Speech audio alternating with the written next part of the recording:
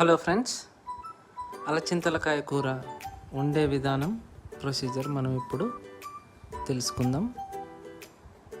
ఈ అలచింతలకాయ కర్రీ వల్ల మనకు కలిగే లాభాలు హై ఫైబర్ రిచ్ కంటెంట్ ఉంటుంది, అంటే పీచు పదార్థం.